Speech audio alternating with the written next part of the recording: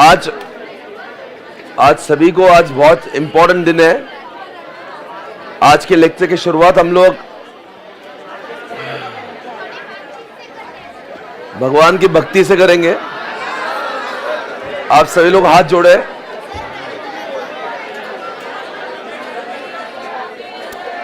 साथ में गाना।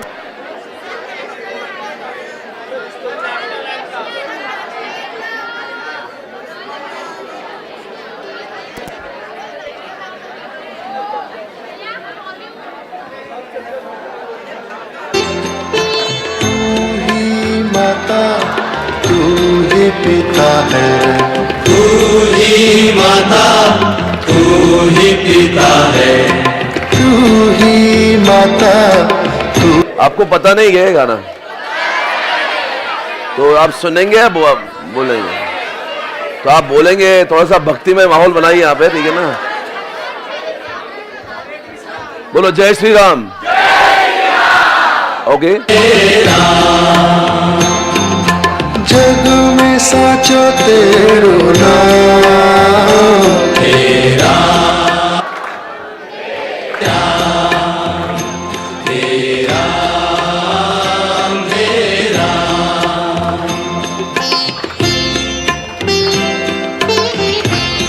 सभी भक्त हाथ ऊपर करें, भक्ति का माहौल बनाए।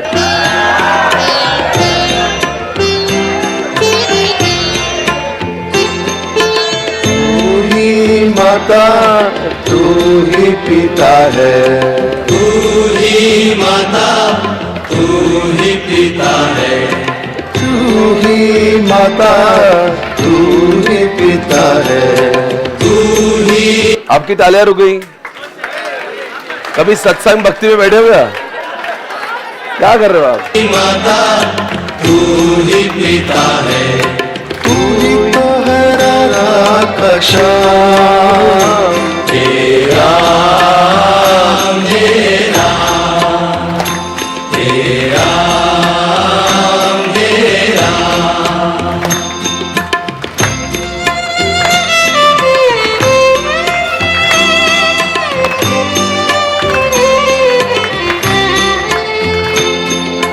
तू अंतर्यामी सबका स्वामी, तू अंतर्यामी सबका स्वामी, तू अंतर्यामी सबका स्वामी, तू अंतर्यामी सबका स्वामी। तेरे चरणों में चारों नाम, तेरा मेरा तेरा मेरा।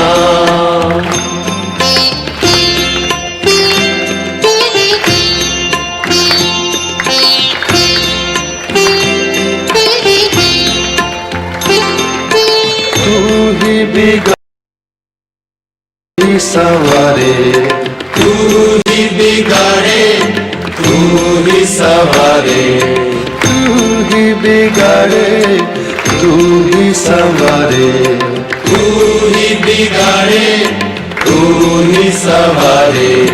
इस जग के सारे काम तेरा तेरा मेरा।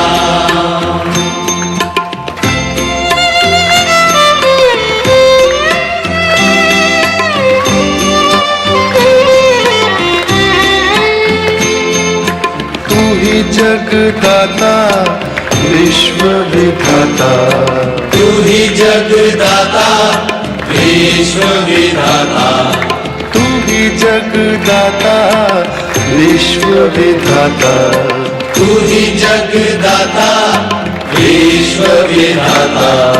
तू ही सुबह तू ही शाम,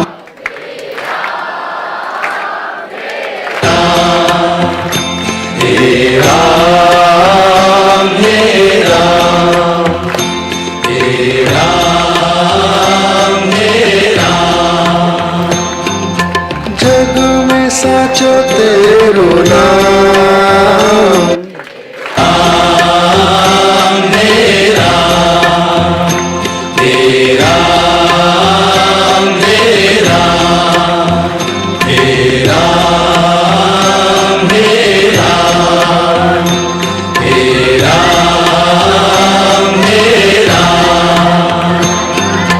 जग में साचो तेरो नाम। बोलेंगे जय Shri Ram. Okay guys, thank you so much.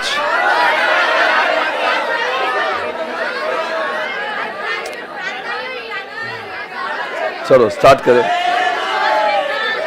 Radhe Radhe, Hariom. Okay guys, let's start. Welcome back.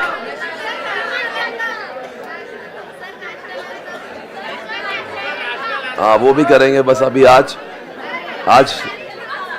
ये यूटिलाइज हो गया टाइम। आज बहुत जरूरत है अच्छे थॉट्स की।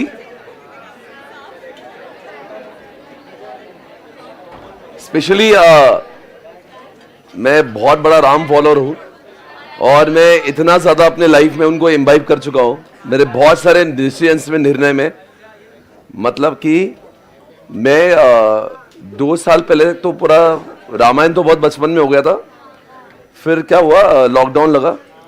देन मेरे पास बहुत टाइम था इज्जत से, तो मेरे मम्मी पापा हम लोग सब पारिवारिक शो था इनफैक्ट लॉकडाउन में भी। एंड आई सॉ इट, मतलब इतना कुछ सीखा मैं। पहले तो लगता था कि रामायण है लोग फॉलो करते थे, मुझे पता नहीं था कि क्या इतना क्यों लोगों को क्रेज है। बट व्हेन आई अंडरस्टूड तो मुझे बहुत ज़्यादा फायदा हुआ मेरे लाइफ के डिसीजंस लेने में। मतलब मैं सोचता था अगर ये काम अगर भगवान राम के सामने आ जाता है आज भी तो वो कैसा रिएक्ट करेंगे। तो मैं एक बार वो सिचुएशन में जाता हूँ, फिर डिसीजन लेता हूँ, तो मेरा डिसीजन सही हो जाता है। मतलब इतने सारे टेंशन वाले काम जब मैं सिर्फ सोचता अगर यहाँ पे भगवान राम होते तो कैसा सोचते। बिकॉज आपने पूरे एपिसोड्स में, आई मीन वैसा ही होगा उनका जो भी है, अपन ने तो सब टीवी में देखा है और गहराई ज़्यादा होगी। बट आई अंडरस्टूड कि ये लाइफ का तरीका बहुत सही है जिससे हम लोग कूल रह सकते हैं, अच्छे डिसीजन ले सकते हैं, लोगों के साथ में गलत नहीं हो सकता है।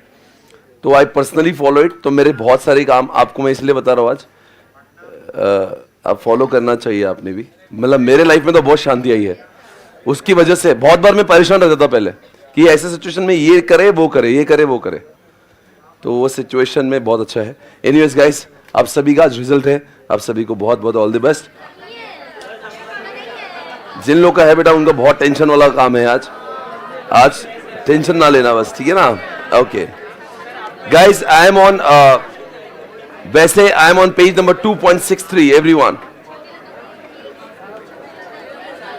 हाँ, 2.63 पे आ जाइए। ये आप जानते हो इस chapter is already over. Today we are going to start with a new chapter. उसके पहले आप 2.63 पे आ जाए चिट्ठियां लेके। यहां पे आप लोग, एक क्वेश्चन है जिसका नाम है इंटीग्रेशन पॉइंट। ये क्वेश्चन जो है हमने बुक से नहीं पढ़ा, यहीं से पहली बार देखेंगे और खत्म करेंगे। और लगा दो चिट्ठी वहां पे। इन ERP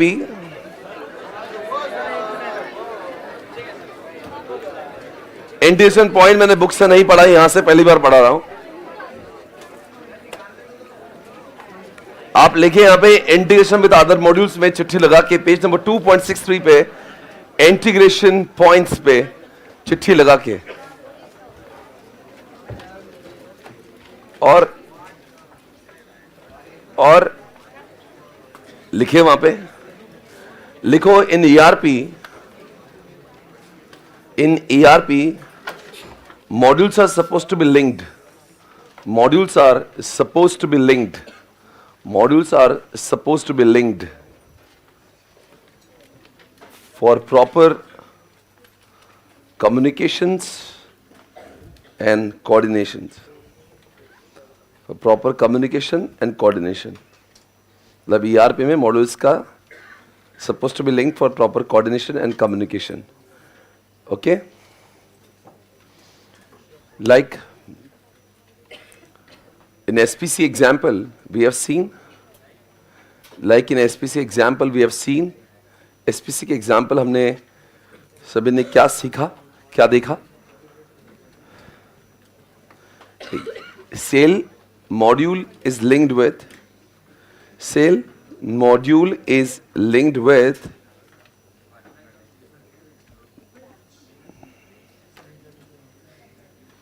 dispatch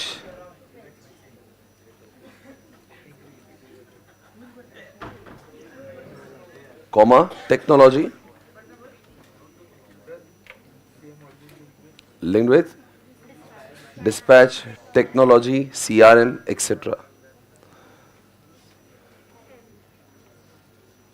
etc राइट। तो आपने ये देख लिया, सिर्फ एसपीसी का एग्जाम्पल देखा आपने। क्या आपको लग रहा है नीचे कुछ एग्जाम्पल आईसीआई ने दिए है, क्या इनका संबंध होना चाहिए? एक दो एग्जाम्पल लेते हैं सर। क्या आपको लगता है पॉइंट नंबर, अगर मैं यहाँ पे आपके साथ में क्वेश्चन लेता हूँ, ये यहाँ पे मटेरियल मैनेजमेंट एक वर्ड लिखा हुआ है, राइट गाइस, कम ऑन। उसी का ही मतलब परचेस होता है, उसी का ही मतलब आप लिख सकते हो उसके ब्रैकेट में मटेरियल मैनेजमेंट, ऊपर उसके माथे पे लिखो परचेस, उसी को ही परचेस कहा जाता है। क्या आपको लगता है ये तो जो 6 एग्जाम्पल दी है, वैसे तो ईआरपी में मॉड्यूल्स बहुत सारे लिंक्ड हो सकते हैं एक दूसरे से। मटेरियल के संबंध वो कहते हैं फाइनेंस से। क्या आपको लगता है परचेस का कनेक्शन फाइनेंस से होना चाहिए? I will ask you one more time, क्या आपको लगता है परचेस के संबंध फाइनेंस से होना चाहिए? क्योंकि जब भी परचेस वाला परचेस करेगा तो उसका डेटा जब वो ओके करता है, that notification shall be send to finance, ताकि फाइनेंस डिपार्टमेंट उसका चेक बना के रेडी करे। होता क्या है कि परचेस वाला परचेस की ऑर्डर डालता है, उसको बोलते हैं PO order. That PO shall be hit in the module of finance, ताकि फाइनेंस वाला उसका पैसा निकाले। अदरवाइज वो परचेस तो कर लेगा और पैसा नहीं देगा तो क्या?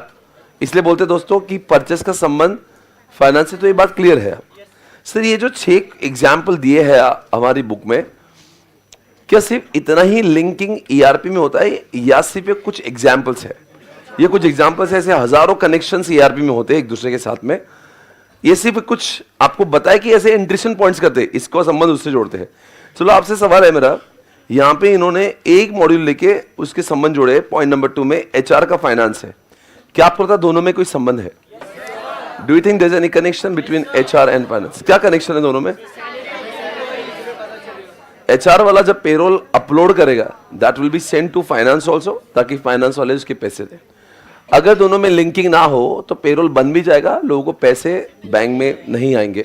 इसलिए दोनों के संबंध होना जरूरी है। अगर मैं आपसे पूछता हूं पॉइंट नंबर 3 में परचेस और प्रोडक्शन में कुछ संबंध है क्या? क्या संबंध है बताइए? अगर प्रोडक्शन वाले का संबंध, प्रोडक्शन का अगर नॉलेज परचेस वाले को आया ही नहीं, तो परचेस वाला क्या ही परचेस करेगा?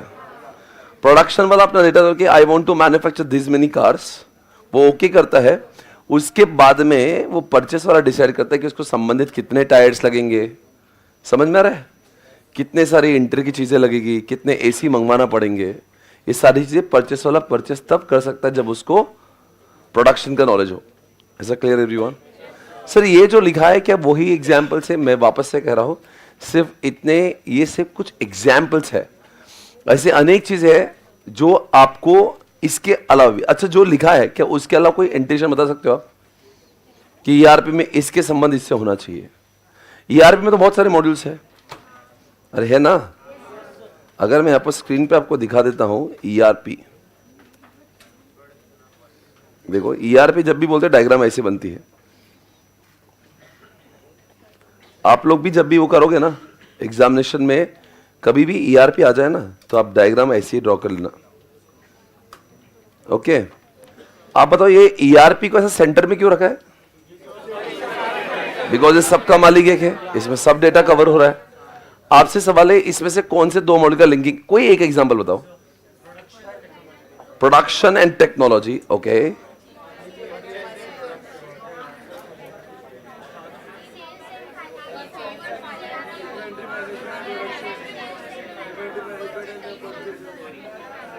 बहुत लोग बहुत कुछ बोल रहे हैं। चलो एक बात बता दे, क्या आपको लगता है सेल्स और सर्विस पे कनेक्शन होना चाहिए? तो जिसने सेल किया वो यहाँ पे आना चाहिए। अगर मोबाइल बेचा तो यहाँ पे आना चाहिए। मोबाइल खराब हो तो बंदा जब आएगा तो आप ये नहीं पूछ सकते नहीं तुमने कहाँ पे परचेस किया और कौन है, मैं तो जानता ही नहीं। वो आके आपको कस्टमर आईडी बोलता है और आपको सर्विस मिल जाती है। तो सेल वाले के संबंध सर्विस से होना चाहिए। एग्जाम्पल ले रहे हैं, ऐसे तो कई एग्जाम्पल जोड़ देंगे बैठे बैठे। क्या आपको लगता है यहाँ पे एचआर के संबंध जो है, एचआर का संबंध सेल्स से होना चाहिए? एचआर एक ऐसा मॉडल है जिसके संबंध सबसे होना जरूरी है, बिकॉज हर एक बंदे का हर एक डिपार्टमेंट को बंदा चाहिए होता है काम करने के लिए, तो वो एचआर तो संबंध आएगा ही। अगर मैं आपसे पूछता हूँ परचेसिंग के संबंध, परचेसिंग तो अभी हमने किया, मैन्युफैक्चरिंग और सेल्स में कुछ कनेक्शन है क्या? कैसे? मैन्युफैक्चर अपने लिए तो कुछ बना नहीं रहा, मैन्युफैक्चर तो वही बनाएगा जो सेल हो रहा है, तो उसको सेल फोरकास्टिंग दिखना चाहिए था कि वो अकॉर्डिंगली मैन्युफैक्चरिंग कर सके। तो होता क्या है ना, ईआरपी में सबका डेटा ही होता है, दिखता सभी को है, पर हम उसमें और एक स्टेप लगा सकते हैं, उसको वो दिखाए जो उसके काम का है, ताकि वो मिसयूज ना करे। जैसे फाइनेंस को लगता है कि मुझे सब चाहिए तो उसको सब दिखाओ, पर अगर मान लो कोई यहाँ पे सर्विस वाला डेटा है तो उसको ऑर्गेनाइजेशन की प्रॉफिटेबिलिटी से क्या ही मतलब, उसको सिर्फ सर्विस ही देना है, तो उसको सब मत दिखाओ, ऐसा इसका मतलब है। तो एग्जामिनेशन में जब भी ईआरपी आया तो जरूर ऐसे डायग्राम आपको ड्रॉ करना है, बीच में ईआरपी लिखना, बाद में बाकी आसपास में 4-5 डिपार्टमेंट लिख के आप बता देना कि ईआरपी एक सेंट्रलाइज डेटाबेस है, एक कॉमन सॉफ्टवेयर है। ओके, हो गया मटेरियल रिसोर्स प्लानिंग ना। ओके, एग्जाम्पल्स ये आगे ईआरपी मॉड्यूल्स, ये जो लास्ट वाला क्वेश्चन जो है, अच्छा एक काम करने, एक लाइन लिखवा देना, तो मुझे सिर्फ बताना है पे ये जो लिखा है वो कुछ एग्जाम्पल्स है। सर एग्जामिनेशन में कैसा क्वेश्चन आएंगे, बोलेंगे 2-4 इंटेंशन बताओ ईआरपी में क्या क्या होते हैं। ईआरपी में 2-4 इंटेंशन का एग्जाम्पल दो, तो आप बोलना सेल्स का संबंध डिस्पैच से होता है, आप बता सकते हो सेल्स का संबंध प्रोडक्शन से होता है, फिर आप बोल सकते हैं एचआर का संबंध फाइनेंस से हो सकता है, फिर बोल सकते हैं प्रोडक्शन का संबंध परचेस से हो सकता है, तो कुछ भी हो सकता है। अब एक चलो और एग्जाम्पल लेते हैं, क्या आपको लगता है इनके और इनके बीच में संबंध है? इसके और इसके बीच में, पॉइंट 3, परचेस और production. Of course purchase and sales, sale होंगे, छोड़ो ना ऐसे कुछ भी, ये याद में रखना कि यही है। मैं आपको क्यों नहीं है बता, ये आईसीआई ये बोल रहा है कि there are the few examples of ERP integration points, ऐसे अनेक होंगे, लिखो these are the few examples, these are the few examples, the few examples of ERP integration.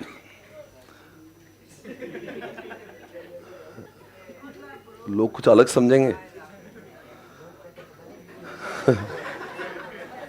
ERP indication points, ये कुछ एग्जाम्पल्स है, राइट? ओके, आपको next बाजू में ERP के मॉड्यूल्स दिखे हैं, ये बहुत ही गिरा हुआ क्वेश्चन पूछा हुआ है। अभी ठीक प्रीवियस पेज पे हमने इन 11 मॉड्यूल्स को देखा, तो इससे 6 क्यों वापस से क्वेश्चन पूछा, मुझे समझा ही नहीं। बच्चों पर ऑलरेडी क्वेश्चन हो गया था ना, डुप्लीकेट कर दिया ना। ये देखो 6 मॉड्यूल्स तो यहाँ पे हो गए, फिर 5 और हो गए, तो 11 क्वेश्चन हो, 11 मॉड्यूल्स है। तो ये आप एग्जाम्पल में तो वो जो लिखे हैं, लिखो रेफर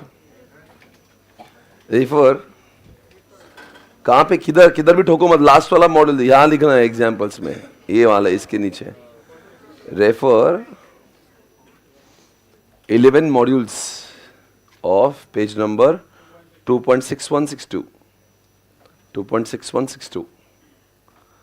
6162, comma 62, ओके। ये 11 मॉड्यूल दिया ना, इसको अलग से क्यों पढ़ूंगा मैं? आपका पेज नंबर अलग है क्या? 69 कहां से है? अरे क्या एड़ा है क्या तू? क्या कर रहा है भाई? मैं अब बोलना चाहता हूं, अब एक काम करेंगे, 2 पॉइंट आपने 64 पे लिख लिया था, राइट? इसकी छुट्टी हो गई थी ना, इसकी हो गई है, प्रीवियस पेज पे आएंगे, कहां है डेटा एनालिटिक्स? लास्ट पेज और 2.65 पे। कल हमने इसी को किया था, लिखो।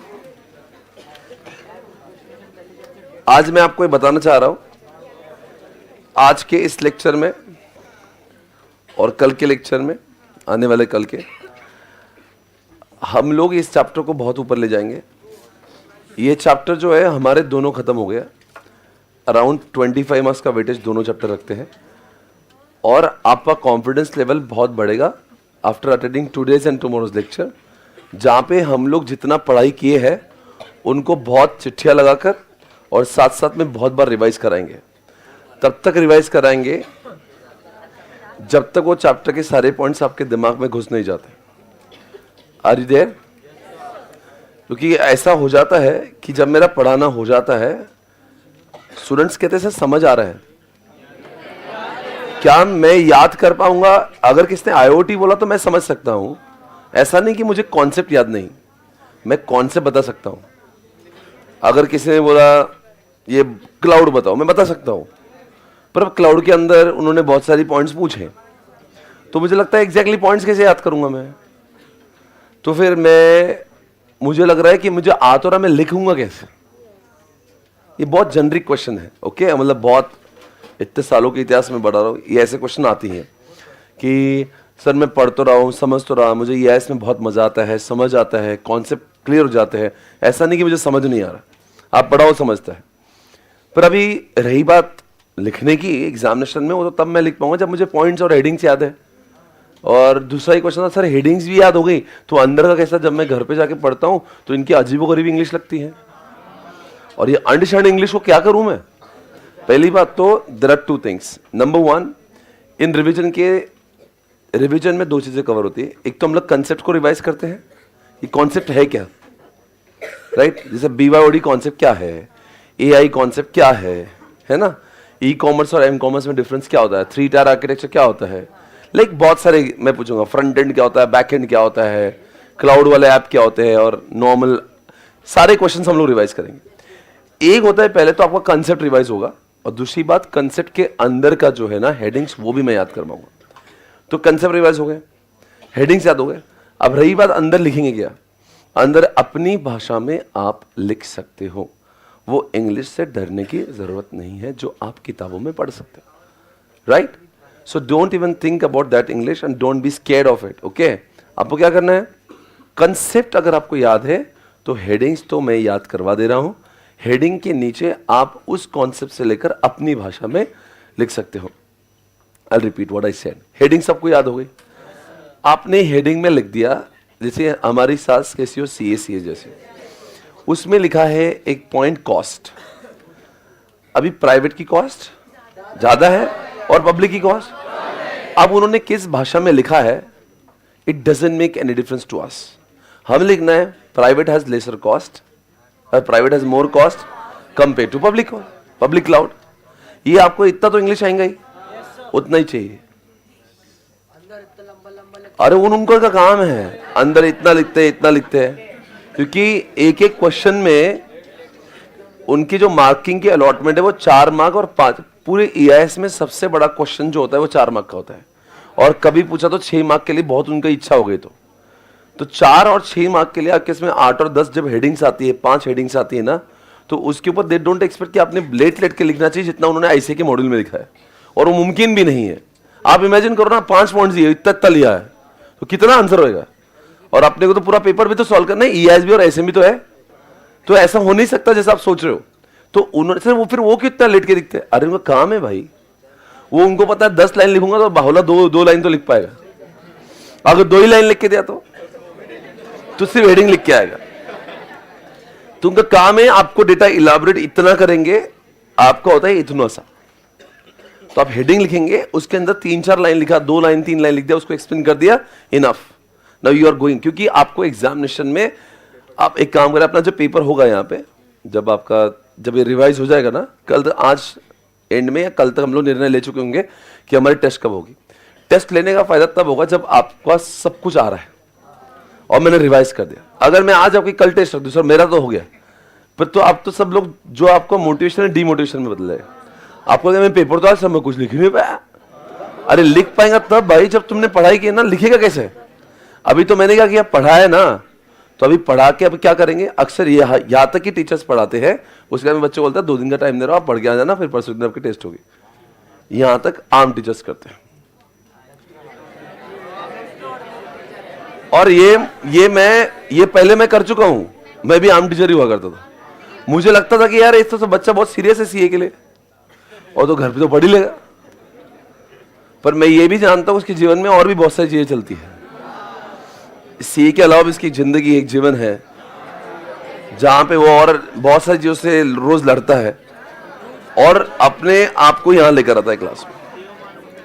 तो फिर मैंने सोचा एक काम करते हैं, आप मेहनत मत करो, हम सब साथ में मिलके करते हैं। तो फिर क्या करते हैं, ये पूरे जितने भी 2 चैप्टर्स हुए हैं ना, उनमें बहुत लोगों ने कुछ कुछ पाप किए होंगे। जैसे एक आध 2 दिन कोई मिस किया होगा, कोई ने क्लास में आके भी ध्यान उतना नहीं दिया होगा, सर पढ़ा रहे थे मेरे थॉट में कुछ और चल रहा था। कभी होता ना, हवले सर बोलते रहते हैं, आप देखते भी ऊपर आपके दिमाग में, और टीचर को लगेगा क्या सुन रहा है मुझे, बड़ा कॉन्सेंट्रेशन, वो सिर्फ ऐसे देखता है। और टीचर को लगता है इससे ज्यादा कोई सुनने वाला नहीं होगा मुझे, और उसके मन में न जाने क्या दुनिया चल रही है।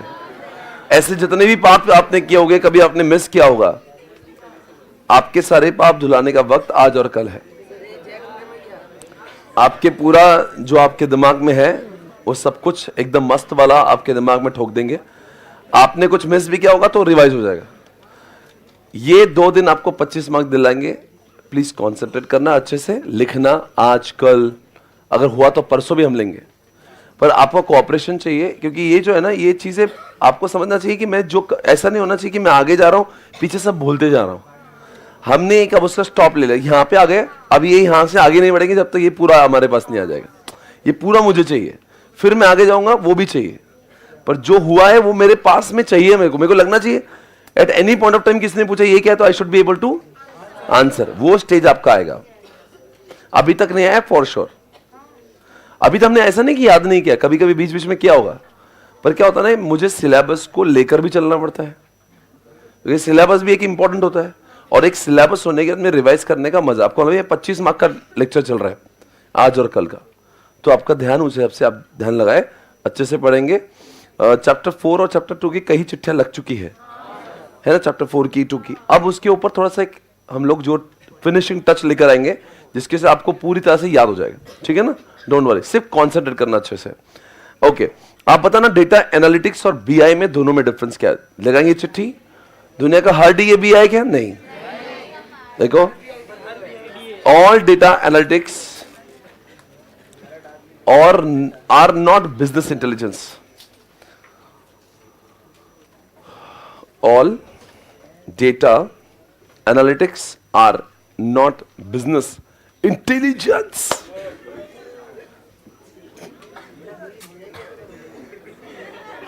All data analytics are not business intelligence. Whereas all BI, come on, all BI are data analytics. दोस्तों, आप सभी जानते हैं वही डेटा एनालिटिक्स बीआई कहला जाता है जो बिजनेस के बारे में होता है। Everybody got it? ये क्लैरिटी है दिमाग में? मतलब वो कभी कभी ऐसा हो सकता है वो दुनिया का डीए भी है और बीआई भी है, ऐसा हो सकता है। ऐसा कब होगा? जब वो अगर मेरे बिजनेस का डैशबोर्ड पे सब कुछ लाके दे रहा है, मुझे सेल्स दिख रहा है, मुझे रेवेन्यू, मुझे एक्सपेंस सब दिख रहा है, मेरे बिजनेस का 360 डिग्री जब दिख रहा है मेरे बिजनेस का, तो कुछ लोग उसको बीआई कहेंगे और कुछ लोग बोलेंगे तो डीए है। बात तो सही है। ऐसा डीए जो बिजनेस के बारे में होता है उसको बीआई कहते हैं, अदरवाइज नॉर्मल डीए होता है। जैसे इंडिया के पॉपुलेशन का दिया तो वो केवल डीए है, वो बीआई नहीं है। लिखो example of DA, statistics of India population, statistics of population of India. ये किसके बारे में लिखा आपने? DA, statistics of population of India. और बीआई में क्या लिखोगे? Business dashboard, business graphical dashboard, business graphical dashboard. Graphical dashboard, अरे डैशबोर्ड आता है ना, कल दिखाता है, बार चार्ट पाई चार्ट सब दिखता है, ऐसे ग्राफ्स दिखते हैं बहुत सारे. विच शोज एग्जाम लिख रहा ना, which shows which shows various key performance indicators, which shows various key performance indicators, which shows various performance indicators like sales, expenses, profits,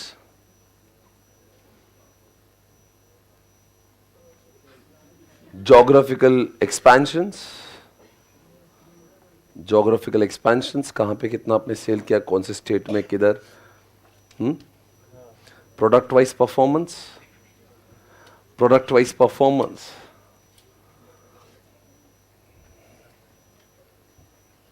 etcetera. Okay, ये सब क्या है बताओ? ये प्योरली ये डीए तो है ही, ये जो लिखा, पर बीआई भी है. ओके, अब आपको यहां पे देखना है, इसके कल इनसाइड डेटा एनालिटिक्स में आपको 3 बच्चे दिख रहे होंगे कॉलम नंबर 3 में. कल यही क्वेश्चन हमने किया था. Data collection, find and fix data quality problems and building analytical model. कल यहां पे उमेश भी आए थे, साथ में एक कपल भी आए थे, और उनके द्वारा सबसे अंतिम में क्वेश्चन हमने समझा था. आप बताओ डेटा कलेक्शन की जरूरत क्या है डेटा एनालिटिक्स में? अगर आप इंडिया के पॉपुलेशन का एनालिटिक्स कर रहे हो तो आपके पास में डेटा ही नहीं है, घर घर पे जाके आपने डेटा कलेक्ट किया ही नहीं है, तो आप कैसे एनालिटिक्स करोगे? तो point 1 is very important to collect data. If you don't collect data, you can't do analytics.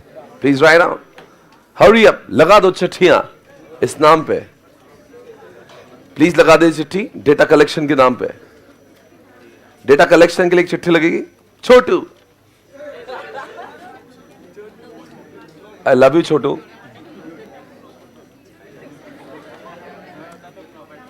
आप चिट्ठी, वहां पे आपने एक चिट्ठी लगाए होगी जिसका नाम डेटा कलेक्शन होगा. लिखो, data analytics is not possible. What are you doing यार? Data analytics is not possible. Data analytics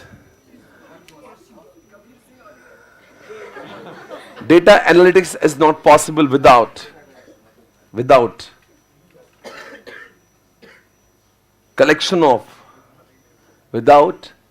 collection of data. Example, population analysis. Bharat की population का analysis is not possible without census. ऐसा बोलते हैं उसको, मैं स्पेलिंग से बोल रहा हूं, CENSUS.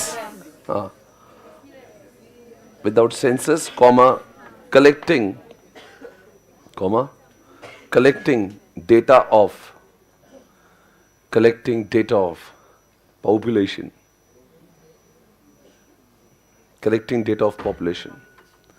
अब पॉइंट नंबर 2 क्या है?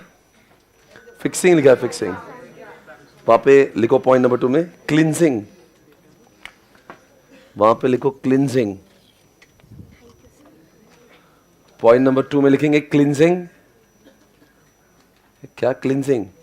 लिखो साफ सफाई. क्या सफाई करना है? आपके पास में जो डेटा है ना, उसमें बहुत सारी चीजें अनवांटेड होगी. लिखो, here we remove unwanted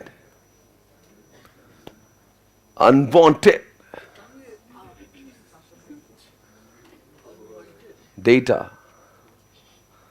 which is not useful for analytics, which is not useful for analytics, which is not useful for analytics. आप उनको निकाल देंगे जो काम का चीज नहीं है वहां पे। एग्जाम्पल अभी देखो कैसा होता है जब कोई आप पॉपुलेशन में बहुत सारी चीजें कलेक्ट कर रहे हो, तो आप उसमें लिखे जाके हम एक घर पे गए थे, दादी माँ की एज इतनी थी, उनकी तबीयत खराब थी, फिर हम बैठे चाय भी ली उनके साथ में। आपने सब डेटा घर घर जाके कलेक्ट किया। यहाँ पे गए थे उन्होंने चाय ऑफर नहीं करी, या गए तो उन्होंने जूस ऑफर किया था, हम घर, अरे what why do we need such kind of, वो क्या कर रहे थे, किस हालात में थे। मैं घर गया था उनके घर में माहौल चल रहा था। Maybe you are having such kind of information which is not even required for the analysis. लिखो पॉइंट नंबर 3 में आएंगे,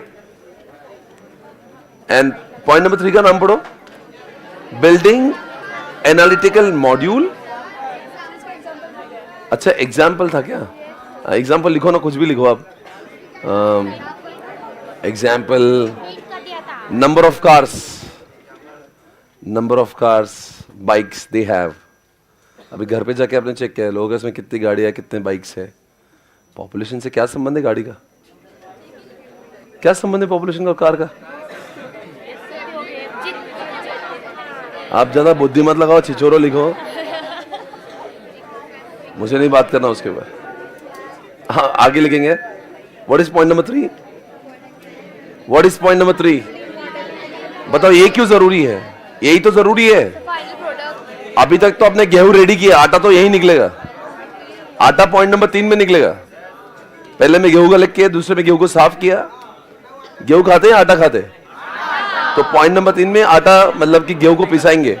यानी कि आपने जो डेटा कलेक्ट किया है ना, अभी वो पॉइंट नंबर 3 में उसका एनालिटिकल रिपोर्ट बाहर निकलेगा। लिखो with the help of point number 3 के लिए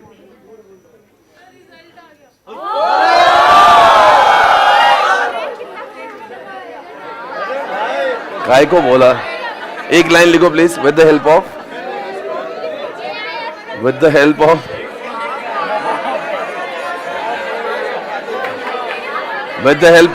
this model,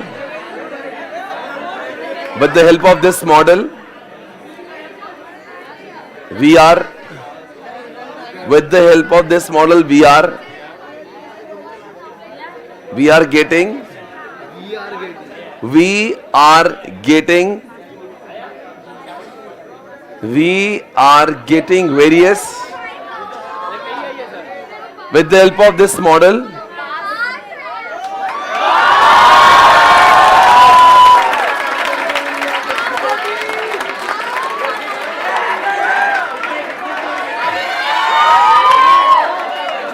एक line low, with the help of this model we are getting various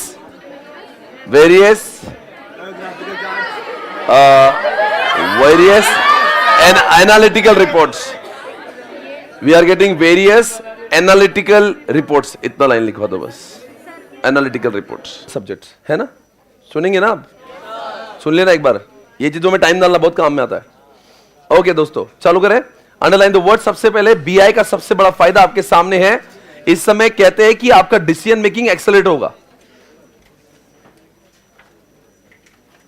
आपका डिसीजन मेकिंग एक्सेलरेट होगा। Underline the word. आप डिसीजन फास्ट ले पाएंगे बिकॉज सारा कुछ आपके स्क्रीन पे दिख रहा है। नंबर 2 आपको लिखा है यहां पे ऑप्टिमाइज इंटरनल बिजनेस प्रोसेस लिख रहा है। आपकी ऑर्गेनाइजेशन की हर प्रोसेस अच्छी हो जाएगी। अब जानते हो हम लोग किसकी बात कर रहे हैं? बीआई एक ऐसा सॉफ्टवेयर जिसकी वजह से आपके स्क्रीन पे बहुत सारे चार्ट्स और ग्राफ्स दिखते हैं। अरे बोलो भाई ऐसे ही होता है।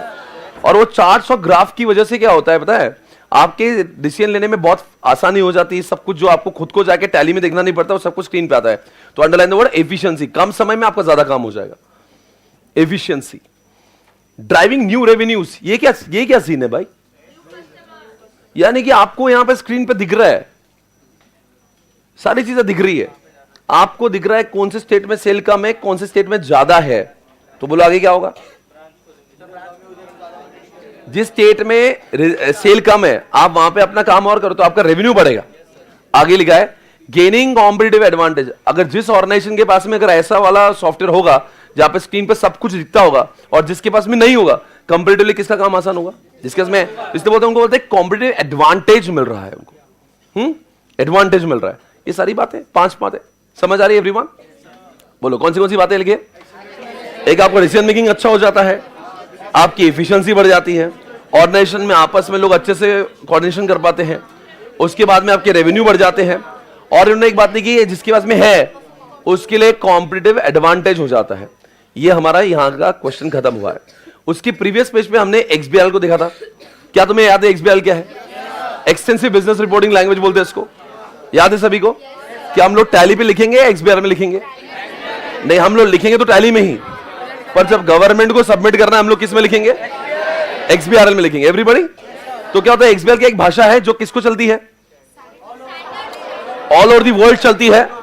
ये एक स्टैंडर्ड लैंग्वेज है बात करने की, बिजनेस रिपोर्टिंग के। नाम लिखा है एक्सटेंसिव बिजनेस रिपोर्टिंग लैंग्वेज, ऐसा नाम है उसका। तो इट्स रिपोर्टिंग लैंग्वेज। तो आपका P&L अकाउंट है, आपका बैलेंस शीट है, किसी को भी देना है, गवर्नमेंट को देना है, तो किसमें करेंगे?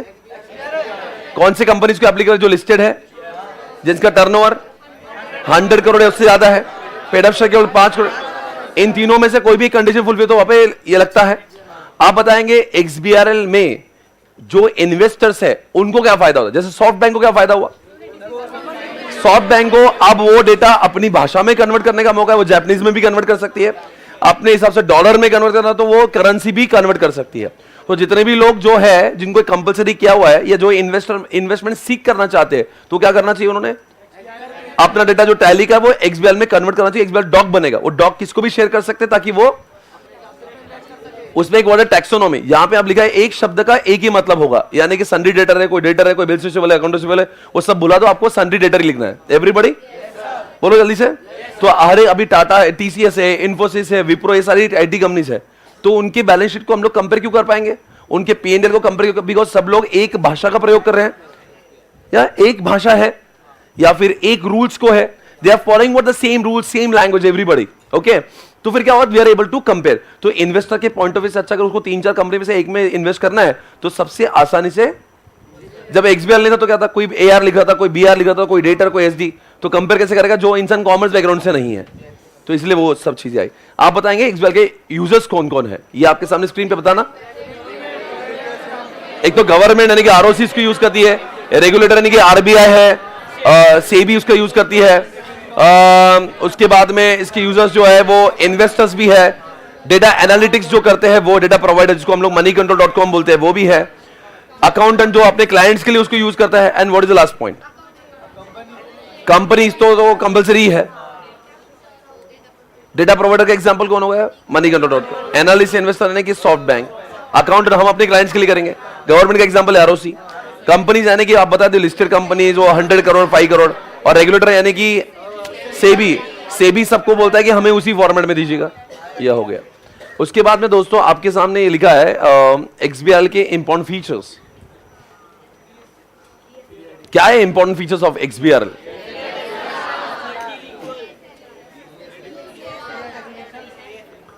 XBRL extensive business reporting language, क्या बोलते इसको? क्या है ये? इसके 4 फीचर्स है, DSLR। बोलो D फॉर व्हाट? यानी कि इसमें बोलते हैं सन्डी डेटर तो सन्डी डेटर ही होगा, आप जो लिख रहे हो भूल जाओ। हाँ, S फॉर व्हाट? यानी कि सॉफ्टवेयर का सपोर्ट मिलेगा, बहुत लोग सॉफ्टवेयर प्रोवाइड करते हैं और उनको सपोर्ट मिलना चाहिए। L for what? आप अपनी भाषा में इसको कन्वर्ट कर सकते हैं। And R for what? Rules, यानी कि अगर आपने उसके मोबाइल नंबर 10 का आपने 9 का दिया, रिजेक्ट हो जाओगे।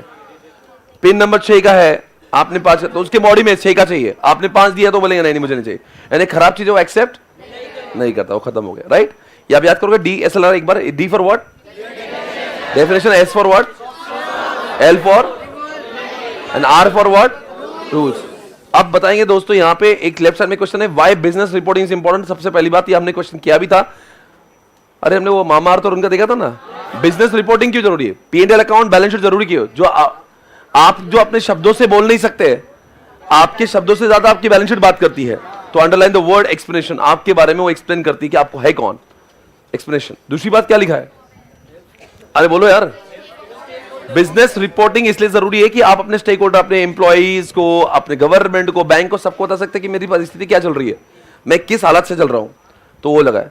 यानी कि दोस्तों आपको पता नहीं, बायजूस की बैलेंस शीट को देख के लोग समझ जाते हैं कुछ हाउली कंपनी है, क्यों ले। मामाअर्थ का ये 1000 टाइम्स का वैल्यूएशन देख के हमको समझ आता है क्या क्यों पैसे लगाए। यानी कि जितने स्टेक होल्डर्स उनके होते हैं उनको समझ आता है कंपनी क्या चल रही है, अच्छी है क्या बुरी है। तो पहला पॉइंट क्या हुआ, आपके बारे में आपकी बैलेंस शीट बहुत डिटेल में बता दी है, आप है कौन, आपके स्टेक होल्डर आपको समझ पाते हैं। तीसरी बात क्या लिखी है, अरे मुझे टैक्स भरना है तो बैलेंस शीट को देख के भर दूंगा ना यार। मुझे कुछ भी, मुझे सेल्स कितना करना है, प्रोडक्शन कितना करना है, ये सारे निर्णय हम लोग, अरे बिजनेस रिपोर्टिंग मतलब P&L account, balance sheets, cash flow statements, है ना, उस टाइप की चीजें। तो उससे क्या, अगर P&L अकाउंट है तो आपका टैक्स का डिसीजन हुआ। और लास्ट में क्या लिखा है, वो लोग अपने जीवन में कभी कामयाब नहीं हो सकते जिनका बैलेंस शीट और P&L पे पकड़ नहीं है। Example Byju's, point number 4। Because अगर आपका फाइनेंस ही आपको समझ में नहीं आ रहा तो फिर क्या ही बिजनेस करेंगे। तो चार बताओ, 4 बातें। बिजनेस रिपोर्टिंग, अभी ये XBRL की बात नहीं कर रहा है। फिर आप बोलेंगे XBRL में क्यों क्वेश्चन आया, XBRL is a business reporting language, तो इसलिए वो बता रहे बिजनेस रिपोर्टिंग का क्या महत्व है, और वो महत्व है इसलिए उसको अच्छी भाषा में दो। तो पहले बताइए यहाँ पे क्या इंपॉर्टेंस है, अच्छी इंपॉर्टेंस है, फिर उसको कौन सी भाषा में देंगे, अच्छी भाषा में देंगे। कौन सी भाषा है अच्छी, XBR, ओके बोलो XBRL, X for what, extensive business reporting language, ये भाषा है बिजनेस रिपोर्टिंग की। तो बिजनेस रिपोर्टिंग क्यों लगाते हैं, नंबर 1 आपके बारे में अच्छा एक्सप्लेन करने के लिए, स्टेक होल्डर को बताने के लिए, डिसीजन मेकिंग के लिए। और लास्ट पॉइंट, कोई भी ऑर्गेनाइजेशन सक्सेसफुल आज तक नहीं बन पाया विदाउट व्हाट, बिजनेस रिपोर्टिंग। आपके पास में अगर बैलेंस शीट का पकड़ नहीं है, आपको P&L समझ में नहीं आती, तो आप बिजनेस में कामयाब। उसके प्रीवियस पेज पे आज ही हमने देखा इंटीग्रेशन पॉइंट। आपको क्या लगता है ERP के मॉड्यूल्स जो अपन बहुत सारे परचेस करते हैं, आपस में एक दूसरे लिंकिंग होती है कि नहीं होती है। जैसे बताओ एग्जाम्पल, आप बताओ सेल्स का संबंध किससे होना चाहिए, सेल्स का संबंध डिस्पैचर टेक्नोलॉजी से होना, सेल्स का संबंध प्रोडक्शन से होना चाहिए, फाइनेंस से होना चाहिए। बताओ परचेस के संबंध किससे होना चाहिए। एग्जाम्पल, परचेस को पता होना चाहिए क्या सेल हुआ है, परचेस को पता होना चाहिए प्रोडक्शन में क्या चालू है, लाइक दैट। परचेस के संबंध फाइनेंस से होना चाहिए, बिकॉज जो परचेस है उसको पता तो होना चाहिए ना फाइनेंस है भी कि नहीं, और परचेस करने के बाद में फाइनेंस को डेटा जाना चाहिए कि मैंने परचेस कर लिया है। तो ये तो कुछ एग्जाम्पल्स, ऐसे बहुत एग्जाम्पल होंगे, अनेक होंगे। ओके, प्रीवियस पेज पे आना। आपने MIS के बारे में सुना है, मैनेजमेंट इंफॉर्मेशन, क्या मतलब है इसका। एनी सॉफ्टवेयर, आपने जो चिट्ठियां लिखी होती है उसको पढ़ना भी होता है, ऐसा हौले से बैठो मत क्लास में। हाँ, any software which provide you wise report is called as what, MIS। कोई भी सॉफ्टवेयर आपको जो, जैसे टैली है, SPC का सॉफ्टवेयर जो अगर वाइज रिपोर्ट दे दे तो उसको हम लोग कहते हैं वो, हाँ। MIS में क्या होता है बताओ, जैसे आपको टैली आपको डेटर वाइज देगा, आपको बिल्स रिसीवेबल वाइज देगा, आपको डेट वाइज देता है, स्टेट वाइज, TDS वाइज, जैसे SPC का software subject wise, product wise, teacher wise, सब वाइज रिपोर्ट देता है। ऐसे वाइज रिपोर्ट किसको देंगे, मैनेजर को देंगे, और मैनेजर उसको देके क्या लेगा, डिसीजन लेगा। तो any software which provides reports to the manager for taking is called as. तो MIS जो SPC का सॉफ्टवेयर ERP MIS है, वो तो दुनिया का हर ERP MIS तो होगा ही, पर हर MIS ERP कैसे होगा। अब टैली MIS है पर ERP थोड़ी ना है। ओके, अब बताएंगे MIS के अंदर 4 चीजें होना चाहिए जो इन्फॉर्मेशन है, उसकी इन्फॉर्मेशन स्टार्ट हो जाए। S for structure, T for structure, T for timeliness, A for, यानी स्ट्रक्चर है कि उसकी इन्फॉर्मेशन इजी टू यूज होना चाहिए, यानी T फॉर जब मैं डिसीजन ले रहा हूं तुरंत ही टाइम पे उसका डिसीजन आए, टाइम पे इन्फॉर्मेशन। A फॉर एक्यूरेट, यानी कि उसमें एरर नहीं होना चाहिए, और R फॉर क्या होना चाहिए, I repeat, S for what, मतलब क्या हुआ, वो इजी टू यूज होना चाहिए, उसकी इन्फॉर्मेशन टाइम पे आना चाहिए, वो कभी एरर वाला नहीं होना चाहिए, और रेलेवेंट। अगर मैं बिजनेस कोचिंग के हूं तो कोचिंग वाला डेटा दिखा, तो बाकी क्यों दिखा रहे हो आप, इसको स्टार कहते हैं। आगे अगला प्रश्न है, बाजू में आपको 5 मॉडल दिख रहे हैं, बताएंगे मैं किसकी बात कर रहा हूं। ऐसा कौन सा मॉडल है जो कस्टमर से अच्छे संबंध बनाता है, ऐसा कौन सा मॉडल है जो यहां पे आपको ब्लिंकिट से टाइम पे ऑर्डर पहुंचाता है। वो जो अंकल आए थे वो किस में आए थे, वेरी गुड। आप बताएंगे अगर मेरी ऑर्गेनाइजेशन में, मैं हूं लोधा बिल्डर्स हूं, मैं गोदरेज प्रॉपर्टी, जो मेरे बहुत सारे अलग जगह प्रॉपर्टीज है, मैं सबको यहां से बैठ के कंट्रोल करना चाहता हूं, आई नीड अ प्रोजेक्ट। अगर मैं महिंद्रा हूं और मैं थार को टाइम पे प्रोड्यूस करके या XUV 700 को टाइम पे प्रोड्यूस करके टाइम पे देना चाहता हूं, तो मेरे पास होना चाहिए प्रोडक्शन प्लानिंग। प्रोडक्शन प्लानिंग का एक ही ऑब्जेक्टिव है कि जितना लोग मांग रहे हैं उतना हमारे पास में प्रोडक्शन होना चाहिए।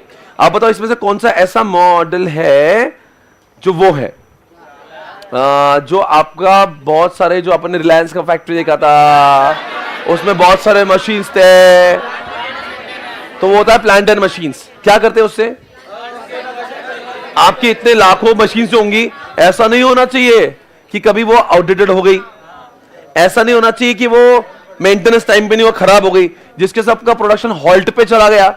आपके प्रोडक्शन टाइम पे मशीन बंद होंगी तो प्रोडक्शन बंद हो जाएगा। पता है ये सॉफ्टवेयर क्या करता है? आपकी जितनी मशीन उसका डेटा वहां पे रहता है, किससे लिया, कब लिया, कब मेंटेनेंस आएगा, वो सब आपको लिख देना है। बाद में आपको ही बार बार रिमाइंडर देगा, इसका मशीन का मेंटेनेंस करा लो, खराब होगी, मेंटेनेंस करा लो, खराब होगी। इसको बोलते हैं plant and maintenance. Everybody got it? Okay, now दोस्तों इसमें से बताओ मैं किस की बात कर रहा हूं अभी। You have to tell me, guys. I am talking now out of this 6 models. You have to select one. Okay. Now tell me, I am talking about any software जो आपके इतने लाखों employees है. Suppose you are a Walmart और आपके इसमें 23 lakhs employees है. Now you want to maintain their salary and HR and bonus and everything. Tell me कौन सा मॉडल है वो? वहां पे एचआर मॉडल आएगा तो एचआर मैनेजर को खुद से हाथ से सैलरी बनाने की जरूरत नहीं, कौन कितने बजे आए, कौन कितने बजे गया, उनका सैलरी, उनका सब कुछ अपने आप बनता है। क्लियर है? आगे बताइए, इसमें से कौन सा मॉडल है जो आपको बैलेंस शीट दिखाएगा, पेंडल अकाउंट दिखाएगा, आपका bills receivable, account payable, cash flow statement बनता है, सबको है, उसको बोलते हैं फाइनेंशियल अकाउंटिंग। ये सॉफ्टवेयर भी हमने यहाँ पे आपको दिखाया था। ये सारे सॉफ्टवेयर हमने मॉडल्स देखे हैं। बताओ ईआरपी में कितने मॉडल्स होते हैं? 1 या 11 मॉडल्स है। आपको कितने परचेस करना है? क्या हम लोग एक एक मॉडल ले सकते हैं? क्या आपने जरूरत के हिसाब से 1-2 कम भी कर सकते हैं? अगर मुझे प्रोडक्शन नहीं चाहिए तो नहीं लूंगा, तो फिर चलेगा क्या? अब मेरी ऑर्गेनाइजेशन में प्रोडक्शन नहीं है या प्लांट ही नहीं है तो मैं उनको नहीं बाय करूंगा। आप बताओ इसमें से कौन सा मॉडल जो वो करता है? आप समझो एक वैक्सीन बना रहे हो, आप पार्लेजी बना रहे हो, आप एलजी टीवी बना रहे हो, आप कार, तो आपको क्या चेक करना पड़ेगा पहले? तो यहाँ पे क्या करता है इस मॉडल में? पहले हम लोग इसमें क्वालिटी का मात्रा स्टैंडर्ड सेट करते हैं और जब वो एक्चुअल जाता है वो चेक करता है कि जैसे अगर मतलब पूरे पार्लेजी और जो मैकडी वाले जो बन रहे हैं, जो कोक बन रही है, आप उस सवाल उठ रहे हैं मैकडी में हर जगह पे एक जैसा बर्गर कैसे मिलता है, कि उसकी जो क्वालिटी है वो स्टैंडर्ड कैसे? अभी कोई चाय का रेस्टोरेंट देखो आप, वो हर जगह पे सेम क्वालिटी मेंटेन कर रहा है चाय की, कैसे मेंटेन हो रही है? उसका फॉर्मूला ही वहां से बन के आ रहा है। मैकडी का फॉर्मूला, केएफसी का फॉर्मूला, पार्लेजी का फॉर्मूला या कोई हल्दीराम आलू भुजिया का फॉर्मूला, ये सब ईआरपी से बन के आ रहा है। और जहां पे मैन्युफैक्चरिंग वाले अगर 10 प्लांट भी होंगे तो उनका टेस्ट सेम आएगा। बताओ क्यों? You getting it? Everybody come on. दोस्तों बताओ उसके बारे में। नहीं बोलो ना, कुछ भी बोलो। आप बताओ मैं किसकी बात कर रहा हूं जहां पे आप वो कर सकते हो। हाँ। अगर मेरे शॉप पे कोई आया, वो मुझे पूछेगा कि ये ऑडी मुझे खरीदना है, तो फिर उसका मैं लीड लिख के रखूंगा, फिर उसको मैं पटाऊंगा, फिर उसको मैं उसके डेटा को लिखूंगा। तो अब मैं यहाँ पे ऑडी का ऑर्डर बुक कर रहा हूं, अपने आप मेरे डिस्पैच वालों को मालूम चल रहा है, वो डिस्पैच कर देगा। ये सब कौन सा मॉडल है? सेल्स मॉडल है। आपको पता है ये 6 स्टेप्स मैंने बोल के बताई थी आपको। बता आप ऑडी लेने गए तो ऐसा तो नहीं कि भैया 2 ऑडी निकाल दो, एक टोमेटो 2 किलो टोमेटो अलग, मतलब 2 ऑडी निकालना, मतलब ऐसा तो नहीं कोई जाके ऑडी दे दो मुझे। तो क्या होता है ना बच्चों, वहां पे क्या करना पड़ता है आपको? पहले प्री सेल होता है जहां पे वो आपको पटाता है। फिर ये तो सिर्फ ये ईआरपी के नहीं, इन जनरल सेल्स की स्टेप्स है। नंबर 2 में क्या होता है? वो पड़ जाता है, यानी कि आपको ऑर्डर देगा। तीसरी बात, इन्वेंट्री को बोलेंगे भैया माल निकाल इसका। चौथे में माल निकाल के देते हैं, पर वो बोलते हैं भैया अभी रुक जा, शोरूम से बाहर मत निकाल, ये बिल 5 नंबर में बिल, 6 पहले पैसा के पहला बिल। आप रेस्टोरेंट में गए, बोल रहे भैया पैसे दे दो डायरेक्ट। अब बोलेंगे भैया कितना हुआ, पहले बिलिंग, ऑब्वियसली ये तो होगा ना, धंधा तो ऐसे ही होगा। बताओ 6 पॉइंट क्या? नंबर 1 प्री सेल हो गया, सेल्स ऑर्डर हो गया, number 3 inventory, then delivery and then billing. ये सब काम के लिए बताओ आपको लगता है ईआरपी की जरूरत है? कैसे बताओ क्या क्या करेगा ईआरपी? आपका लीड भी आया, लीड भी लिख के रखेगा वो आपको एक सॉफ्टवेयर दिखाया था, देखो उसमें लीड ऑर्डर ऐसा आ रहा था, इसका प्रॉपर डेमो भी दिखाया था। फिर क्या होता है जब वो सेल हो जाता है उसके हम लिखते हैं वो लीड नहीं है, वो सेल हो गई। जैसे सेल हो जाता है अपने आप इंफॉर्मेशन डिलीवरी हो जाती है, वो अपनी कार रेडी करेगा, अपने आप इंफॉर्मेशन अकाउंट डिपार्टमेंट में जाएगा, वो बिलिंग रेडी करेगा, आपस में बात कोई नहीं करेगा। कई जगह पे तो ऐसा होता है सेल एक जगह पे होता है, डिलीवरी बहुत दूर होती है, तो आपस में बात थोड़ी ना करेंगे, इधर लिखा उधर गया। It's called as what? ERP. आपको समझ में आया सारी चीजें? बताओ what is the use of controlling module? अरे कॉस्टिंग है, स्टैंडर्ड एक्चुअल क्या है? बताओ क्या करना होता है? आप जानते हो कुछ ऑर्गेनाइजेशन की कॉस्टिंग अगर बढ़ जाएगी ना उसका सेल अफेक्ट हो जाएगा, क्योंकि आपको क्या होता है ना, आप बाजार में अपन ये नहीं बोल सकते मेरे को इतना खर्चा आ रहा, फिर वो बोलेंगे तेरे को खर्चा तू बंद कर दे, क्योंकि तेरे कॉम्पिटिटर्स नहीं इतने सस्ते में बेच रहे हैं, तो जो प्राइस पॉइंट मैच करना पड़ता है। तो आपको इंडिया में रिवर्स कैलकुलेशन चलता है, एमआरपी पहले डिसाइड हो जाती है और फिर आपको थोड़ा सा पीछे जाना पड़ता है कि मुझे इतने खर्चे में माल बनाना है, तो इसलिए आपको कॉस्टिंग पे कंट्रोल होना चाहिए। तो फिर स्टैंडर्ड हम लोग डाल देंगे, एक्चुअल में वो उतरेगा। ये इतने टाइप के आपने देखे होंगे कॉस्ट एलिमेंट। आपने कल याद है आपने देखा था कॉस्ट एलिमेंट? कॉस्ट एलिमेंट में क्या था? ये तो पूरा ओवरव्यू है, टोटल कितना कॉस्ट होना चाहिए और टोटल प्रॉफिट, ये वो है। अरे भाई इस साल का एक्सपेक्टेड एक्सपेंसेस 30 करोड़ का है, तो हम होने का तो चक्कर कितना है, एक्सपेक्टेड प्रॉफिट, ये पूरा टोटल है, कॉस्ट सेंटर टोटल नहीं है। ये एचआर में इस साल कितना खर्चा करना है, मार्केटिंग में कितना खर्चा करना है, अकाउंट में कितना खर्चा होगा, आरएनडी में कितना, ये डिपार्टमेंट वाइज है। एक्टिविटी बेस्ड क्या होता है, इधर से इंटरनल, इधर से उस डिपार्टमेंट में जा रहा तो वो कॉमन खर्चा कितना होना है। इंटरनल ऑर्डर्स क्या होता है?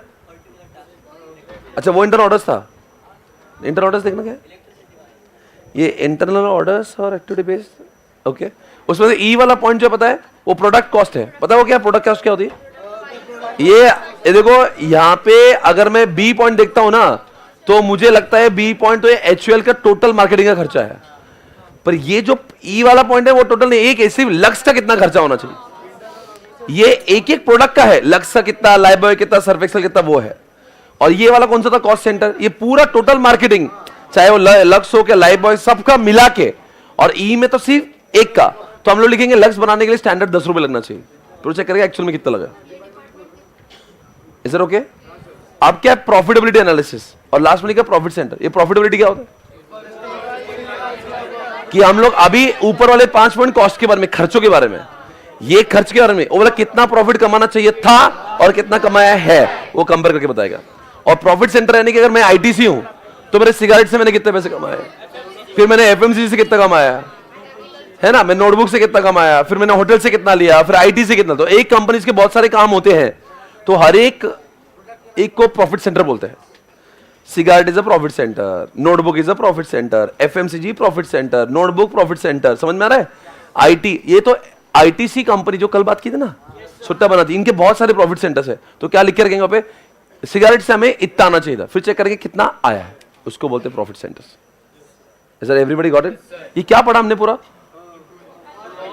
तो अब एक काम करना, ये जो सिर्फ लास्ट वाला 6 वाला मेरा बाकी, वो मैंने पढ़ा है नहीं। आप मैं 5 की बात करूं, आप बताओगे मैं किसकी बात कर रहा हूं? ऐसा कौन सा मॉड्यूल है जो आपकी क्वालिटी अच्छी करेगा? ऐसा कौन सा मॉड्यूल आपके एम्प्लॉय का सब डेटा मेंटेन करेगा? ऐसा कौन सा है जो आपको बैलेंस शीट बताएगा? ऐसा कौन सा है जो आपकी लीड के ऊपर फोकस करेगा? ओके, ऐसा कौन सा है जो आपका स्टैंडर्ड और एक्चुअल कॉस्टिंग करवाएगा? सर एग्जामिनेशन में क्वेश्चन क्या आएगा? 11 में से एक मॉडल आएगा पक्का, मतलब 11 तो आ नहीं सकते, एक आएगा, और एक को आपको लिखना है इसमें ये फीचर है और फीचर की जरूरत क्या है। भाई ये तो है, फिर क्या फायदा? अब बताओ फाइनेंस से क्या फायदा, बैलेंस शीट क्यों चाहिए? अरे कॉमन सेंस से क्यों चाहिए? वो बोल रहा है एसपीसी में आपने टैली क्यों रखा? भाई मेरा जो अकाउंटेंट वाला है वो बोलता है कि मेरे को एआरपी में नहीं जाएगा, आप मुझे टैली यूज करने दो, पर मैं चाहता हूं तो टैली कल्चर के बंद करवा के ईआरपी में फाइनेंस घुसेड़ दूंगा। वो मैं प्लानिंग में हूं ताकि मेरे को आज मेरे को बैलेंस शीट देखने के लिए ईआरपी को छोड़ के टैली देखना पड़ता है। तो आई एम यूजिंग 2 सॉफ्टवेयर जो मेरे लिए अच्छा नहीं है। मैं फाइनेंशियली मतलब क्या आईटी वाइज ईआरपी वाइज मैं बहुत हेल्दी साउंड नहीं कर रहा हूं कि मेरे पास इसके लिए अलग उसके लिए अलग है। कैसा होना चाहिए? दोनों का मिला के एक होना चाहिए ना, तो तब से मजा भी आएगा बहुत। अभी थोड़ा सा मजा नहीं आ रहा है क्योंकि मैंने फाइनेंस को तो मैं उसकी प्लानिंग में हूं। आप बताएंगे इसमें से कौन सा मॉड्यूल है जो आपका वो कराएगा, कॉस्ट पे कंट्रोल कराएगा? Very good. इसमें से कौन सा मॉड्यूल है जो आपके कस्टमर से संबंध बनाएगा, टाइम पे डिलीवरी करवाएगा? आपके बहुत सारे मशीन्स अगर है, आपका प्रोडक्शन उतना ही होगा जितना जरूरी है, कभी कम नहीं होगा कभी ज्यादा नहीं होगा। लास्ट में उसके बारे में बताओ। आप लोधा बिल्डर, आपके पास में बहुत सारे प्रोजेक्ट्स है, तो आपका हर प्रोजेक्ट में कितना सीमेंट है कितना स्टील है यहां से कंट्रोल कर पाओगे। ओके, तो ये जब ये क्वेश्चन आ रहा है तो आपको मतलब बहुत अच्छा फील होना चाहिए। सिलेबस में 11 मॉडल को कम से कम 15-20 पन्नों में लिखा है उन्होंने, तो उसमें उतना टेंशन वाला काम नहीं है। आप पढ़ोगे तो आपको एक समझ आ रहा है, आपको पता है हर एक का अलग अलग वो है ना, यूटिलिटी अलग है। तो आपको एग्जामिनेशन में 4 मार्क के लिए क्वेश्चन है, तो आपको पता नहीं ये मॉड्यूल का क्या फीचर है और फिर लिखना है वो क्यों है। नहीं समझा भाई, इसमें ये चीज है, फिर आप बताओ ना क्यों नहीं रहा तो क्या, तो ये नहीं रहा तो ना भैया, अगर मान लो कंट्रोलिंग नहीं है तो आपकी कॉस्ट बिगड़ जाएगी, और कॉस्ट बिगड़ गया ना आपके लॉस हो जाएंगे, फिर आपका धंधा नहीं चलेगा क्योंकि एमआरपी बढ़ जाएगा। और ये नहीं है, अगर बताओ अगर आपके पास में एचआर मॉड्यूल नहीं है तो आपको लिखना चाहिए let's take an example of Walmart where so many lakhs of people are working together, it's so difficult to manage their कौन कितने बजे आया गया, their salary, their HR, it's very difficult to manage manually. So that's why in such organization you need a software like HR module which will do everything automatically, which will provide us the payroll reports. तो आपको ऐसा जब लिखोगे ना तो उसको समझ आएगा, इसको पता है वो क्या बोल रहा है। तो ये मत लिखो सिर्फ क्या है, आप बोलेंगे उसमें से पेरोल आता, उसमें से एचआरए का आ जाता, उसमें से ट्रेनिंग आ जाती, कितने कितने लोगों को बोनस मिला वो आता। आप ये भी बोलो कि क्यों चल रहे थे, ये बताओ कि अगर नहीं होता तो यार 50 एम्प्लॉय की सैलरी बनाना मुश्किल है, लोग लाखों लोग, तो ऐसा आपको बताना पड़ेगा। तो डोंट ओनली से व्हाट, कि क्यों लाया ये तो बताइए, तो सब समझेगा कि उसको ये समझेगा कि आपको कंसेप्चुअली आता है, वरना लगेगा रट्टा मार के आया हुआ है। तो आपको लिखना पड़ेगा। ओके चलो आगे बताओ, इसमें से बताओ मैं किसकी बात कर रहा हूं। दुनिया में 2 टाइप के सॉफ्टवेयर, तो बताओ कौन से। एक होता है एक साथ में, एक होता है अलग अलग। अब एक साथ में कि वो सॉफ्टवेयर है जो टैक्स का भी है और अकाउंट का भी है, दोनों को साथ में है। और एक है तो टैक्स अलग, एसपीसी में हम दोनों अलग यूज कर रहे हैं। अजीत सर से उस दिन बात की थी। आप बताओ दोनों में से कौन सा वो मॉडल है जिसमें वो होता है जहां पे आपको देखना है टैली में, लिखना है इधर अलग अलग, कहां पे देखना ही नहीं है। एक साथ जब है, एक साथ या अलग अलग, आपके 2 ही आंसर हो जाए। आप बताओ कहां पे मैनुअल एरर हो सकते हैं, अलग अलग। कहां पे आपका टाइम बहुत लग सकता है, नहीं लगेगा टाइम, ऑब्वियसली एक साथ तो वो अपने आप ही जाएगा। कहां पे वो खुद ब खुद टैली का डेटा लेके यूज कर लेता है, एक साथ में। कहां पे एरर नहीं आ सकते, कहां पे वो होता है आपको फीचर्स ज्यादा मिलेंगे, अलग अलग। बिकॉज इसमें विनमैन में अलग कितने फीचर्स होंगे, टैली में दोनों कंपनी ने अपना कितना काम किया हुआ है। आप बताओ वो क्या है, कहां पे आपको लगता है इट्स वेरी कॉस्टली। साथ में आएगा will be very costly, because आपको आपके हिसाब से बना के लेना पड़ेगा। और रही बात टैली की, उसकी बात अगर जो है अलग अलग अगर है, वो तो क्या है, इतने लोगों को बेचा 10-10 हजार में मिल जाते हैं। तो जब आप अलग अलग लोगे तो वो सस्ता पड़ेगा। पर अब बनाने के लिए कौन सा डिफिकल्ट है, क्योंकि आपको ऐसा सॉफ्टवेयर बनाना है जो खुद रीड कर रहा है टैली में 5 मिनट का इनकम कितना है, खुद अपने बॉडी में घुसेड़ रहा है और खुद बता रहा है कितना टैक्स आ रहा है। ये बहुत मुश्किल टू डेवलप है। आगे बढ़ेंगे, आप बताएंगे दोस्तों ईआरपी का ऑडिट अगर कर रहे हो आप, ईआरपी इंपॉर्टेंट है क्या? ईआरपी बंद तो ऑर्गेनाइजेशन बंद है क्या? ईआरपी बंद तो एक डिपार्टमेंट में तो सारे डिपार्टमेंट बंद, सारे बंद है। तो इसलिए ईआरपी को ऑडिट करना जरूरी है। तो अगर आप ऑडिटर बन गए, आप सीसा कोर्स आपने किया, तो क्या क्या चेक करोगे उसमें? चेक बैक, आपने एक लिस्ट बनाई, देखो आप चेक करोगे बैकअप है क्या नहीं, ट्रेनिंग दिया है क्या नहीं, आरबीसी किया क्या नहीं, मॉनिटरिंग करते हैं क्या नहीं, यूजर फ्रेंडली है क्या नहीं, लोगों की रिक्वायरमेंट मीट होती है कि नहीं, वो एक्यूरेट है कि नहीं, confidentiality, integrity, availability, gap standard है कि नहीं, है ना, उसके पासवर्ड प्रोटेक्टेड है कि नहीं, उसमें फायरवॉल है कि नहीं, एंटीवायरस है कि नहीं, ट्रेनिंग दिया, ये सब एक बार लिस्ट गो थ्रू कर लीजिए। ये सब इसमें 1-2 आइटम कम ज्यादा कोई बात नहीं, पर आपको पता होना चाहिए ऑडिटर के लिए। अच्छा, ऑडिट करना क्यों जरूरी है भाई? इतनी बड़ी चीज अगर वो बंद हो, ऑर्गेनाइजेशन बंद हो जाएगी, तो ध्यान तो देना पड़ेगा ना उसको ऑडिट करके। पढ़ लिया आपने, गो थ्रू किया? तो आरबीएससी का लॉन्ग फॉर्म बोलेंगे, सबको सब कुछ दिखाओ, सबको उतना दिखाओ जितना उसका काम है, उसको बोलते हैं आरबीएस, रोल बेस एक्सेस। जैसे मेरे जो सेल्स में, उसको सेल्स का दिखता है, और टेक्निकल वालों को कभी भी फैकल्टी का शेयर नहीं दिखता, टेक्निकल वालों को टैक्स इनवॉइसेस नहीं दिखते। क्यों नहीं दिखते? हाँ मैंने, और जबरदस्ती दिखाओ तो मिसयूज कर सकते हैं, तो मत दिखाओ आप उनको। तो टाइप्स ऑफ एक्सेस कौन से होते हैं? CAVP, C for create, A for alter. सबको सब कुछ दिखाएंगे? हो सकता है किसी को क्रिएट दिया, नहीं दिया, ऑल्टर दिया, मतलब ये एग्जाम याद रखना, types A B question examination पूछा है, कौन से टाइप के एक्सेस दिए जाते हैं। मैं तो एसपीसी में मुझे चारों मिलेंगे, बिकॉज मैं तो ओनर हूं, मैं क्या फ्रॉड करूंगा।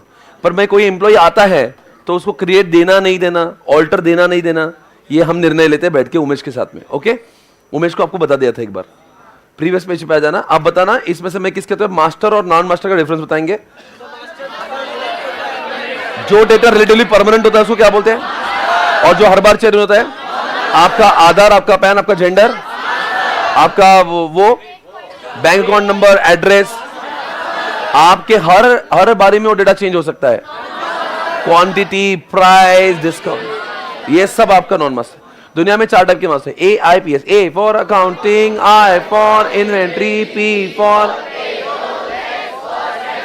अभी जो मैंने अभी बोल के था वो अकाउंटिंग था।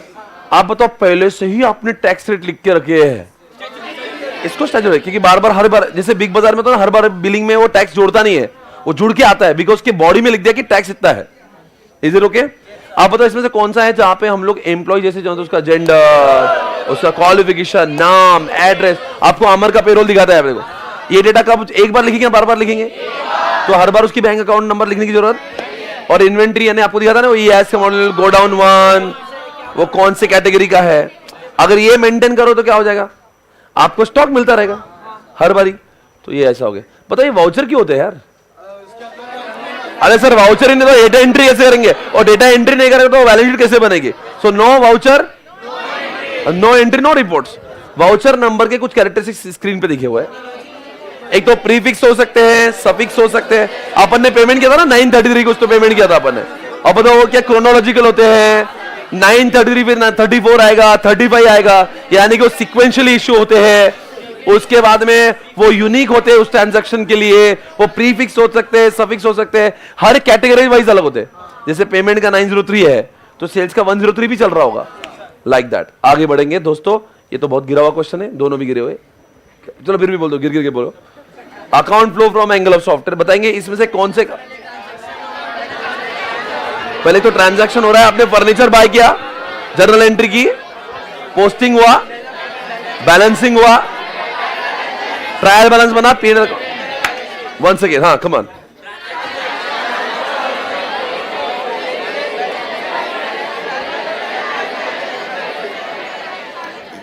बहुत बढ़िया दोस्तों, आप बताएंगे ग्रुपिंग गलत हुई तो क्या होगा? पापा का नाम गलत हो चलेगा? आपने कैश को लिख दिया सन्ड्री की, आपने लिख दिया करंट लाइबिलिटी, तो कैश शो करेगा लाइबिलिटी में, तो आपकी बैलेंस शीट कभी भी सही नहीं होगी। इसलिए पापा का नाम सही सेलेक्ट करना है आपको। आपने गलत ग्रुपिंग कर दिया तो गलत जगह, इसलिए आपको पहले शो करना पड़ता है वो असेट्स हैं कि लाइबिलिटी है, रेवेन्यू है, आपको पहले डिसाइड करना पड़ेगा। उसमें भी अगर असेट है तो फिक्स्ड है कि करंट है, नहीं तो अगर आपने गलत पापा सेलेक्ट कर लिया उसके, वो गलत जगह तो आपकी बैलेंस शीट कभी सही नहीं होगी। अच्छा ग्रुपिंग चाहिए क्यों वैसे? अगर 2-3 लाख अगर आपके डेटर्स है और आप उसको सन्नी डेटर में नहीं डाल रहे हो तो सारे डेटर का लंबा लिस्ट आपके बैलेंस शीट में बन जाएगा, तो ऐसा नहीं चलेगा। आपको बैलेंस शीट समराइज भी चाहिए होती है। आप इनकम टैक्स डिपार्टमेंट ये नहीं बोल सकते इस केस मेरे 2 रुपए बाकी है, इसे वो बोलेंगे भाई कलेक्टिवली बता कितना बाकी है, इसलिए ग्रुपिंग बनाते हैं। और आपसे सवाल बताएंगे दोस्तों, बैक एंड और फ्रंट एंड में जो मेरे सामने स्क्रीन हो क्या है, और जहां से डेटा आता हो क्या है, जो क्लाउड है वो क्या है, मैं मेरे नजदीक कौन है, मुझे डेटा मेरे लैंग्वेज में कौन दिखाता, कौन प्रेजेंटेबल है, किसकी लैंग्वेज मुझे समझ में नहीं आएगी। ओके फाइन, आप बताइए क्लाउड और वर्सेस इंस्टॉल, जो मेरा टैली सॉफ्टवेयर है उसका डेटा मैं उसमें जाके देखता हूं, उसको इंस्टॉल बोलते हैं। और जो एसपीसी का सॉफ्टवेयर वो, तो एसपीसी का एडमिनिस्ट्रेशन सॉफ्टवेयर मैं यहां से भी यूज कर सकता हूं, दुनिया में कहीं से भी कर सकता हूं, क्लाउड पे है। बताओ दुनिया में कौन सा कहीं से भी एक्सेस कर सकते हैं? आपको उस मशीन पे जाना पड़ेगा, आपको हर मशीन पे अलग अलग इंस्टॉल करना पड़ेगा, और एक ही बार इंस्टॉल कर दो। आपको नया फीचर लाना एक ही बार लाना पड़ेगा। आपसे अगला सवाल है तो बताएंगे दोस्तों, इंटीग्रेटेड और नॉन इंटीग्रेटेड में एसपीसी का सेल होता है, अपने आप टेक्निकल को दिखता है, अपने आप डिस्पैच वाला उसको डिस्पैच भी करता है। सेल वाला और टेक्निकल, सेल और डिस्पैच बात नहीं कर रही, कौन सा है? और कहां पे हर डिपार्टमेंट का सॉफ्टवेयर अलग, हर डिपार्टमेंट का डेटाबेस अलग। तो आप बताएंगे दोस्तों नॉन इंटीग्रेटेड के 2 प्रॉब्लम कौन से हैं? एक तो मिसकम्युनिकेशन हो सकता है, ये बोलेगा फाइनल लॉ फाउंडेशन लॉ देगा, कभी कभी सेल वाला सेल करके बोलेगा ही नहीं, तो इसलिए वो तो एक तो कम्युनिकेशन गैप हो सकता है या डेटा का मिसमैच हो सकता है। Everybody got it? देखो हमने सब कुछ इस चैप्टर का खत्म किया हुआ है, बहुत जल्दी खत्म किया आपने, सुपर फैंटास्टिक। आज हमने चैप्टर नंबर 2 को रिवाइज किया। आज आपको बेटर फील होगा यार ये पूरा चैप्टर आ रहा है, मतलब आ रहा नहीं आ रहा, क्योंकि हमने उसको अब एक क्रक्स बना दिए। जब इसके रिविजन्स की और संख्या बढ़ जाएगी तो you'll feel, कल तो आपको बहुत सुपर कॉन्फिडेंस फील होगा इसके अंदर। आज आपका काम इतना ही है, आप इस चैप्टर को जाके अच्छे से विस्तार में इन चिट्ठियों को पढ़े एक, और वक्त मिलने पर आपको रॉक्स पढ़ना है घर पे। रॉक्स एक ऐसी बुक है जो आपको रिवीजन पर्पस के लिए बनाकर मैंने दी है। उसका मकसद यही है कि वो छोटी सी किताबें पढ़ने को अच्छी लगती है। AR1 ने भी उसको अप्रूवल कर दिया, और पिछले बार भी AR1 अपना ही था, उसने भी रॉक्स की बहुत तारीफ की थी, उसका भी इंटरव्यू ऑलरेडी। वो बोल रहा था कि सर मैंने रॉक्स किया बिकॉज रॉक्स में मुझे उतना डेटा मिल रहा है जितना मुझे जरूरी है। तो इसलिए आपसे क्या एक्सपेक्टेड है? आपने क्लास खत्म कर ली ना अभी, अब आज देखो अपनी टेस्ट 2 या 3 दिन में होगी, 25 मार्क का ES आपके कब्जे में होगा, बहुत बड़ी बात होती है। तो दोस्तों क्या करेंगे, मान लो जी थर्सडे को अपनी टेस्ट है, तो थर्सडे के दिन के लिए अपने इसमें आज है कल है परसों, तो अपने इसमें एकदम धांसू कमांड चाहिए। आज से रोज आपको, अभी तक मैंने आपको बोला था कि ES में टाइम दो, नहीं बोला था, आज मैं बोल रहा हूं टाइम देना है। आज कल परसों ES का जितना भी है 3 दिन ठोक बजा के पढ़ना उसको, जो चिट्ठियां पहले चिट्ठियां पढ़ना फिर रॉक्स पढ़ लेना। Thank you so much, bye bye guys, take care. और कैसे पढ़ना है जो लोग कहे अपन एक बार और सेशन लेके उसमें समझेंगे how to study, don't worry about that, those who could not clear. एक आज का थोड़ा टाइम दीजिए, कल हम लोग प्लान करते हैं। Thank you so much, bye. कल से आप रॉक्स की बुक भी साथ में लेकर आए। और सुनो ना, कल से हमारा नया चैप्टर स्टार्ट हो रहा है। Kindly bring your next module of EIS. Kindly bring. एक और मेन मॉड्यूल है, देखो वो लाइन, हाँ, जिसमें मेरी ब्लू कलर की फोटो है, वो लेकर आ जरा। ये ब्लू कलर वाले, ये वाली बुक लेकर आइयो कल। हाँ, शर्ट देखो, शर्ट भी ये वाली।